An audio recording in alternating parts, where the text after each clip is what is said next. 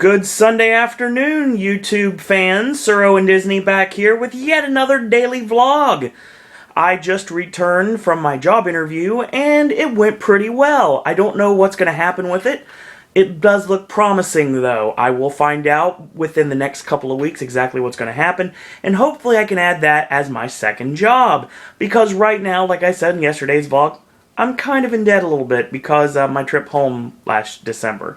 Kind of put me in debt over $1,000, so I have to worry about paying that off, and then I gotta pay off September, which the dates are September 19th till October 1st, and December, which dates to be announced. I just gotta talk to Will either one of the days we're at B-Dubs this week, just to see exactly how that's gonna work out. I have a tremendous trip idea in mind, but it's not actually completely formulated yet. I figured out how it's gonna work, but I have to talk to Will to make sure everything's okay because it's Will's trip too. So I want to give him the best possible trip ever, the greatest possible trip I possibly can. And I have a lot of things in mind in order to just do that, but I have to talk to him first to see if he wants to do everything that I'm thinking about we should probably do because it's his trip as well. So it's Sunday. I'm not at work, of course, because I don't work Sundays. Tonight is the Screen Actors Guild Awards, and if you want to see who I think is going to win the Screen Actors Guild Awards, there's a YouTube video a couple days ago chronicling just that. So, one thing real quick I'm going to say right now, we're talking about supporting actor real quick, and supporting actor, I got it down to Jones, Hoffman, and De Niro, because of course Christoph Waltz is not running because Django didn't send out SAG screeners for whatever reason. Good idea, Harvey Weinstein. Good job. But, basically, it's down to those three. And I may have to switch it up a little bit. Nothing about Jones, or De Niro for that matter, says Dark Horse.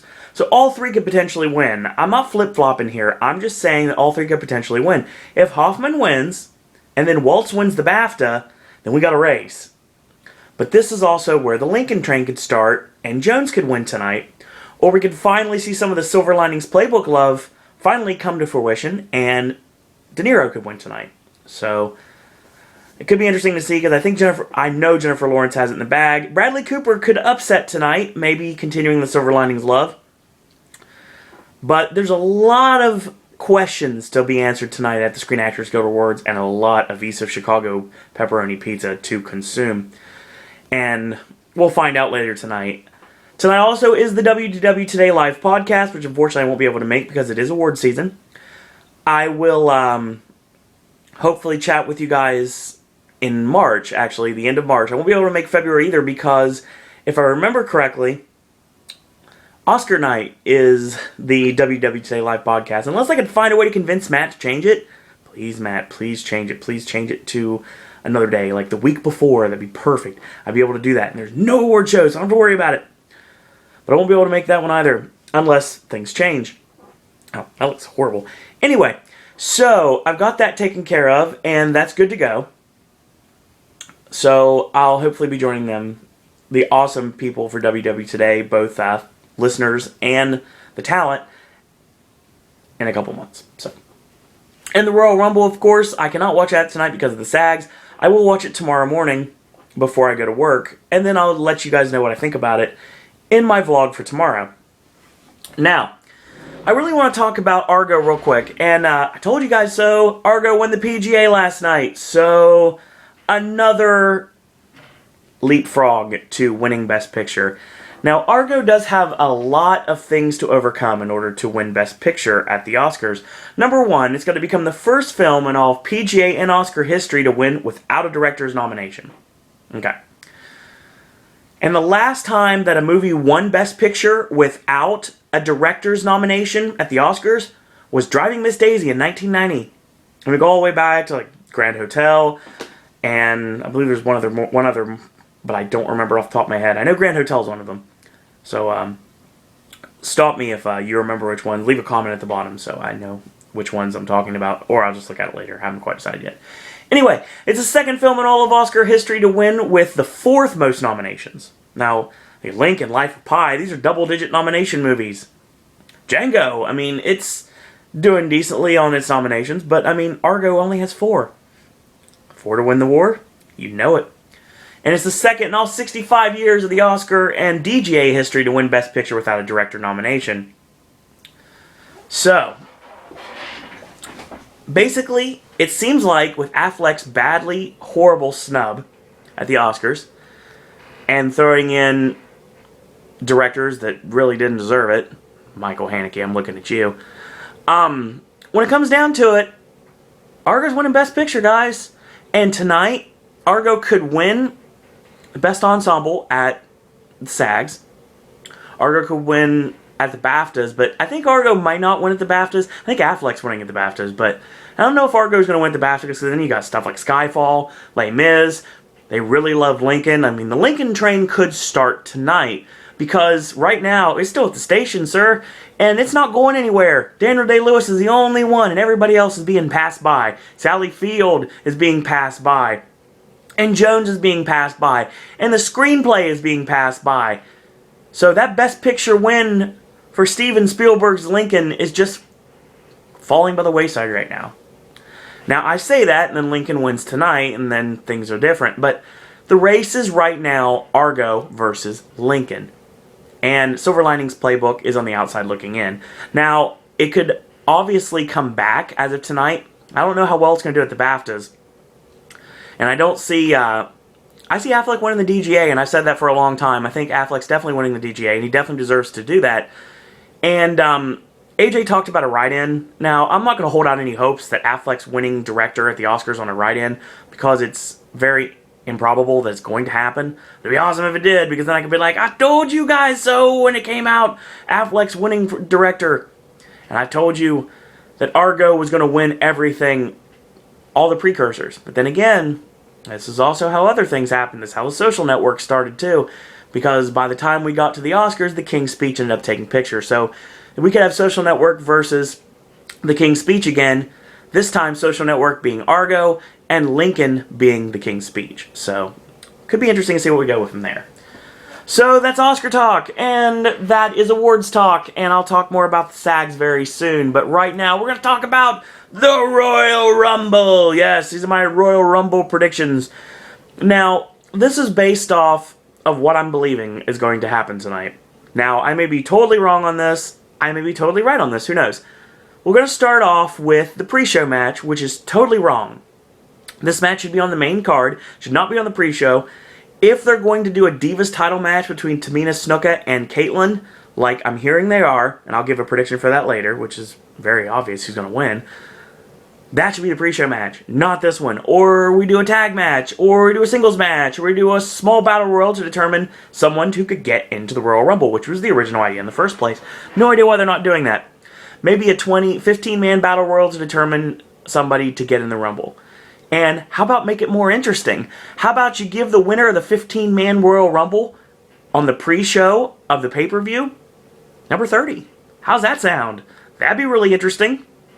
So, they didn't go with that. So, we're going to go with Antonio Cesaro, the United States Champion, against The Miz. Two people I love very much, and I like this feud. I want to see it develop, but it's got to develop with Antonio Cesaro winning tonight. No way The Miz is winning. He might win via countout or maybe DQ, possibly. Countout's probably more likely, because Claudio's taken a powder before. They counted him out. The match that happened with Ryback. And they set that up as a possible ending, but I think The Miz is getting pinned tonight. And it's not going to hurt The Miz at all, because you're just starting The Miz's babyface turn. He's trying to get into his own as a babyface, and it's not working so far, but I think give it a little bit more time, Mike Mizanin can become a better babyface. Once Homefront comes out on DVD and Blu-ray, maybe you can push him a little bit more, because he has a movie out, not in theaters, but a movie out that people can go see whenever they want, i.e. on demand, DVD or Blu-ray, or on the internet, like I watch movies, because some things just don't come here. There's no video stores around anymore, so it's not easy. But Antonio Cesaro over, I'm going to say pinfall with the neutralizer, which is awesome, and he did it to Khali, so why can't he do it to The Miz? So we're going with that. Next match, we're going to talk about the prospective Divas match between Tamina Snuka and Kaitlyn. Kaitlyn just won the title, and in a meme that I saw, I believe it was the SNS Radio Facebook page. Really funny, and it makes total sense if you really think about it. Kaitlyn is Kim Possible. The only thing missing is the fiery red hair, but the look, perfect, to a T. So it's Kaitlyn against Tamina Snuka. Tamina Snuka can work. She's good in the ring. And she's probably the only credible heel as a wrestler that the company has right now. Now, you could make a charge for Natty being switched over to a heel again, but there's not really a reason to do that, because the only way you can do that really is have her turn on Khali and join someone else. Not exactly sure who that would be at this point. Maybe Tensai, but that wouldn't make any sense at all. Not at all. But then again, Natty being together with Khali doesn't make any sense at all either, so anything's up for grabs. Tamina Snuka is going to have a good match here. Kaitlyn will win, and she'll retain the Divas Championship, so there's that. Alright, we're going to talk about the WWE Tag Team Championships on the line. Hell No, with Daniel Bryan and Kane against the Rhodes Scholars, which is Damian Sandow and Cody Rhodes. Now, of course, you've seen Bryan and Kane have had the upper hand the last couple of weeks, and Cody Rhodes even ate the pin on SmackDown from ADR in the 6-man tag match at the end of the show. So that really has no bearing on the match, obviously. Because usually the person that goes over on the go-home show for the pay-per-view is the one who loses on the pay-per-view. That's Wrestling 101. Doesn't always happen, but usually you can put... It's a pretty good chance you can put your bet on that. So here's the deal. You had the graduation with Dr. Shelby on Raw, which some people like it, some people didn't. It kind of went over the top, and the hugging of Randy Orton really out there on SmackDown. But that being said, you've gone pretty much where you could go with Hell No as a tag team. I'm not calling them Team Hell No, and I'm calling them Team Rhodes Scholars, because team is the most overused word in the WWE that doesn't involve the word tout or WWE app. So, basically, I think this is their swan song as a tag team. Now, I don't want them to break up, because then you have to do them against each other at WrestleMania, and I don't want that to happen, because that's a waste of Daniel Bryan at Mania. Not more of a waste than 18 seconds against Sheamus last year, but that's another story altogether. So, I see Mustachio and Damian Sandow going over. Yes, I'm calling Cody Rhodes Mustachio. And that would be his Legend of Zelda villain name as well. So you take the Mustachio, and then you just create him, and then there you go. Cody Rhodes is now a Legend of Zelda villain, which would make him ultimately mark out, because he's such a huge Zelda fan. Because he has the Triforce on his boots, if you don't pay attention. If you're a video game fan, you can see that the Triforce are at the top of Cody Rhodes' boots. So, Rhodes Scholars are over. And I think it's time, maybe a couple rematches here and there, but I think maybe one at the Elimination Chamber, maybe some on Raw, maybe some on SmackDown. But by the time we get to Mania, it's either time to split the team up, if it's not tonight, time to split the team up and make them face each other, which it's a waste of Daniel Bryan at WrestleMania, and I hate that. But let him beat Kane and then have him go on to bigger and better things. Kane can have one last run with the WWE Championship, or the World Heavyweight title in this case, somewhere down the road before he retires, and it's time to finally start pushing Daniel Bryan to be the WWE Champion. It needs to happen somewhere down the road. Of course, I'm all about Punk and Bryan 60-minute Iron Man match for the WWE Championship, but that's smart mark booking. And even though the match would be phenomenal, not necessarily a match that the WWE Universe would get behind yet. Could do that, but not yet. Speaking of Alberto Del Rio, your new World Heavyweight Champion, with of course Ricardo Rodriguez in his corner, will defend the World Heavyweight title in a last man standing match against the Big Show. Simple as this. There's a couple ways to go with this, but given who I think will win the Royal Rumble, you don't go the second way, so there's no way to do that. I think you do some sort of back and forth hardcore match, some sort of structure crushing the Big Show. We've already done this, so we have to figure out a new way to end this match. Alberto Del Rio's over. Big Show's not winning the belt back. It's going to be a retain for ADR and his new extremely successful babyface run. So, ADR wins, and of course everybody would call for my ringtone to hit and Dolph Ziggler to come out and cash in Money in the Bank. No, that's not going to happen. No cash in for Money in the Bank. Not tonight. In the future, but not tonight. So, we also talk about possibly maybe doing another match before the Rumble, possibly involving people that are not in the Rumble. Maybe people like the Usos, or the primetime play. Well, they're in the Rumble actually. The Usos or Michael McGillicuddy or some of the NXT guys that were involved in the Battle Royal that was on Royal Rumble Fan Fest yesterday that gave Bo Dallas an opportunity at the Royal Rumble, gave him a spot in the Rumble. Now here's the problem I have. Husky Harris, which is now going under the name Bray Wyatt, is back and able to go again. Why not give him the shot? He's over. He's got a great gimmick. I love the Cape Fear gimmick. It's phenomenal. It's basically like Waylon Mercy, which is the old Dan Spivey gimmick from the early 90s. But it's turned up many, many dials. Turned up to 11. That's exactly a Spinal Tap reference. Very nice. But, give Bray Wyatt the spot. And why is Cassius Ohno not in this match? Honestly, this would have been Chris Hero's chance to get in the Rumble. And can you imagine the Kings of Wrestling teaming up to eliminate someone at the Royal Rumble? Maybe not in Phoenix. I mean, it would have worked in Philly. Oh my god, if this Rumble would have been in Philly, it would have been a great thing to do. Or Pac. Sorry, was his name now Aaron Neville? I believe that's what it is. Pac, I mean, do something with him. But no, they didn't. They went with Bo Dallas. And Bo Dallas isn't the greatest wrestler. So I don't know what they're going to do with him in the company, but I guess they have an idea, so they wouldn't have put him in the Rumble otherwise. We'll find out. Maybe he'll get his first feud out of this. The person that eliminates Bo Dallas will probably end up being his first feud in WWE. It's kind of like what they're going to end up doing with Richie Steamboat when they bring him up to the main roster. And of course, they planted the seeds with a feud with Wade Barrett somewhere down the road. And I have no problems with that. Just as long as you put William Regal in Barrett's corner, and of course, Richie's dad, Ricky the Dragon Steamboat, in his corner. Money, sir. Money. That's right. So we're going to talk about the main event. And it is the WWE title match. It is The Rock against CM Punk. Now, stipulation rules. If the Shield interfere, Punk gets stripped. There's a way to take the belt off Punk without him losing. They're not doing that. Number 2. You set up Brad Maddox's interference, which is not against the rules due to the fact that he wasn't mentioned on Raw. Brad Maddox is a possibility for an interruption of the match. Number 3, there's always Brock Lesnar looming on the horizon to attack The Rock and set up The Rock and Brock Lesnar for down the road. There's that option as well. Punk is winning on Sunday. Wow, long day. Punk is going to win tonight. I'm not exactly sure how. I know why. Because there's no reason to stop this ginormous run of him as WWE World Heavyweight Champion. No reason to stop it now. And Punk's got to win. Rock's going to get the WWE Championship, but he wins at Elimination Chamber.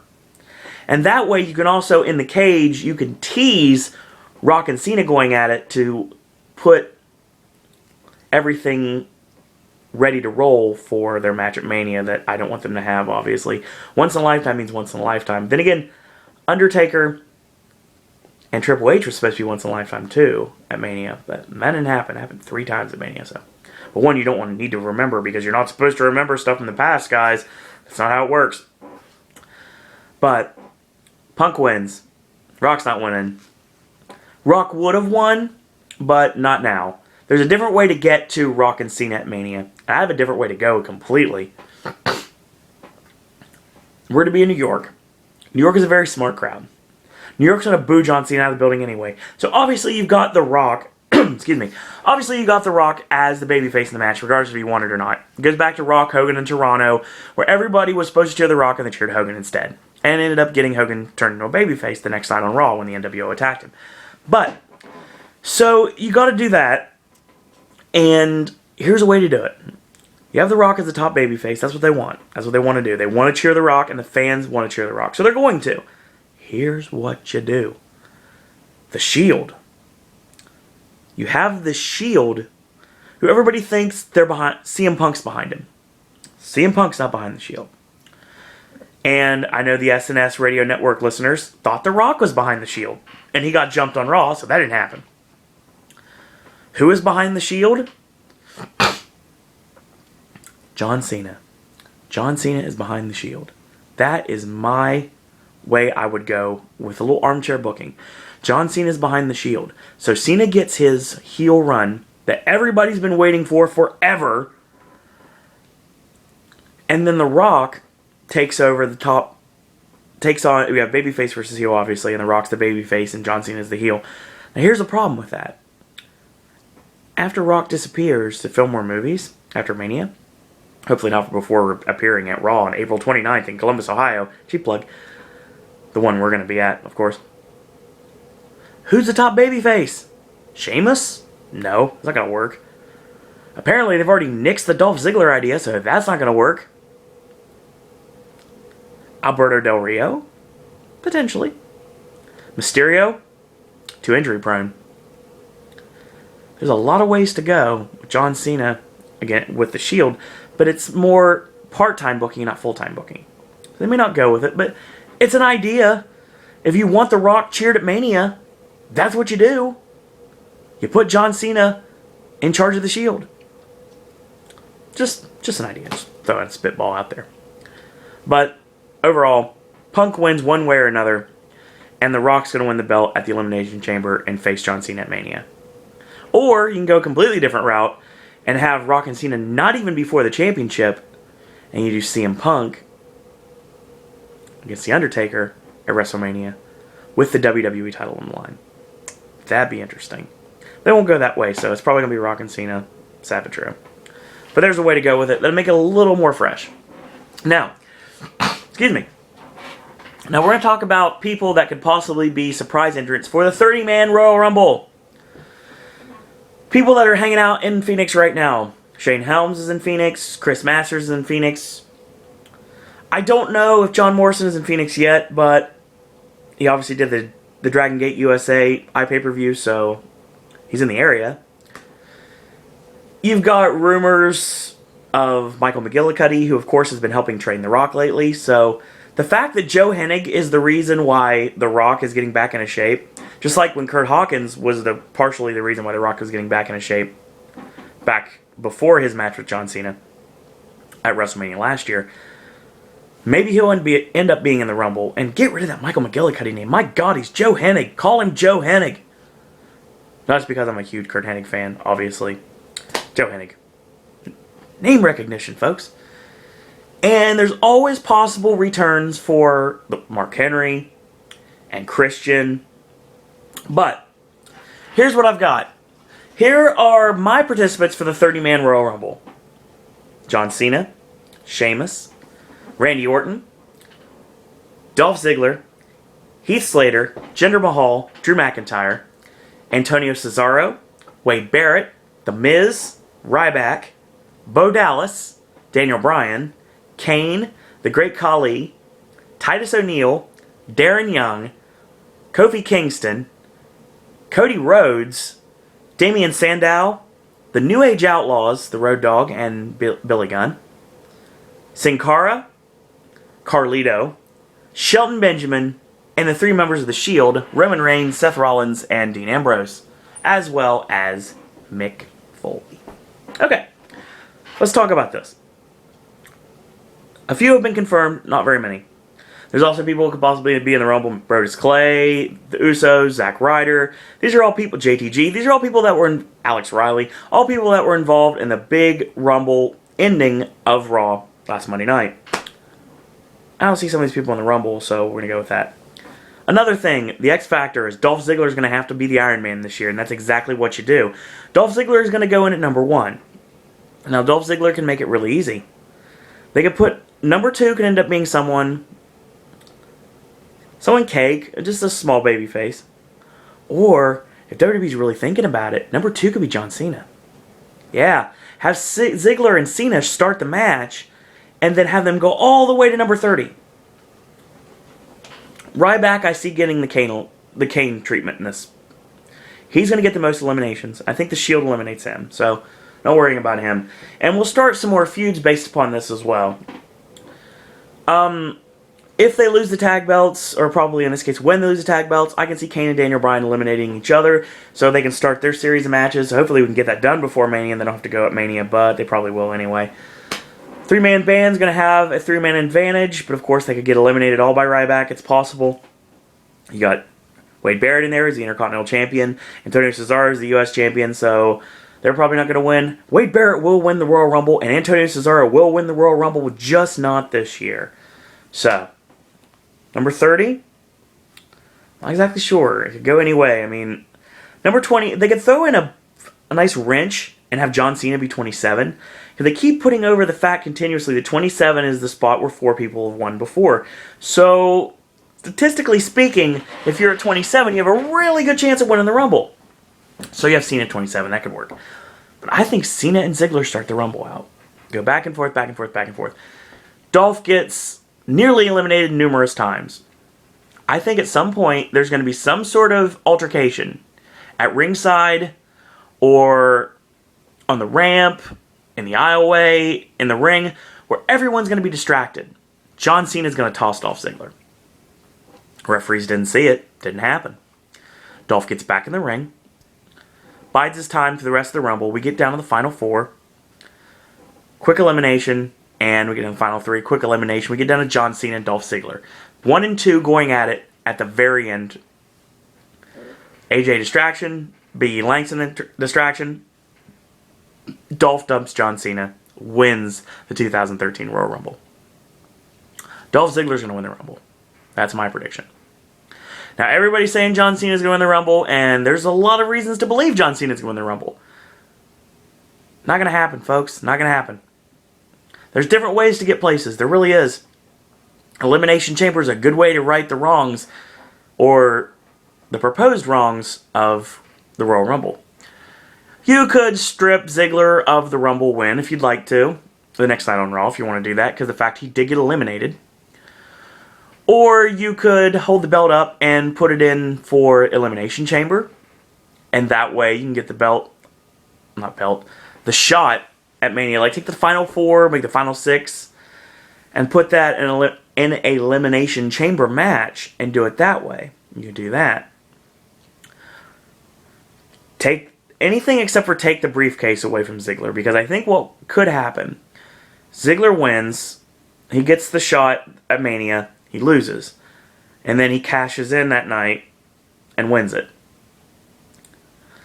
But somehow, some way, I don't know how it's going to work out, but I think that the fact that the World Heavyweight title is the only belt he can go for, I think that's going to be dissolved somehow between now and Mania. Because I can see Ziggler cashing in for the WWE title and not the World title. Even though they seem to want ADR against Dolph Ziggler. Or Ziggler beats Del Rio, wins the title with his Rumble win, and then cashes in on the WWE champion to become the Undisputed Champion. Hello, old feud with Chris Jericho. It's been a long time since I've seen you. So, Dolph Ziggler unifies the titles. It'd be really awesome. But of course, this is just my ideas. These are things I'd like to see happen. Probably completely different. John Cena will probably win the Rumble, and The Rock will beat Punk, and just a bunch of the same old garbage as always. But these are my fantasy booking ideas, and these are my official predictions for the 2013 Royal Rumble. So everyone that's watching the Rumble or in Phoenix, actually there for the Rumble, enjoy yourself. Enjoy yourself tonight, and go to SNSRadioNetwork.com to listen to the Sunday Night Showdown of the Royal Rumble tonight. And just enjoy yourself. Enjoy the Rumble. It's a fun time to be a fan of professional wrestling. Because things are always changing. And the night after the Rumble, things start changing again. Because we're officially on the road to WrestleMania. So, we'll see what happens from there. This is a lot longer than I anticipated talking. So, I'm going to get off here, have some lunch, relax a little bit. And then I'm going to get my SAG on tonight. That's right. Screen Actors Go to Words with AJ tonight. 8 o'clock on TBS and TNT. Along with East of Chicago Pizza and Boneless Wings. It's going to be awesome. And tomorrow, I'm going to watch the Rumble and find out just exactly what happens. So, until tomorrow, I will see you guys later. And that's all I got to say about that.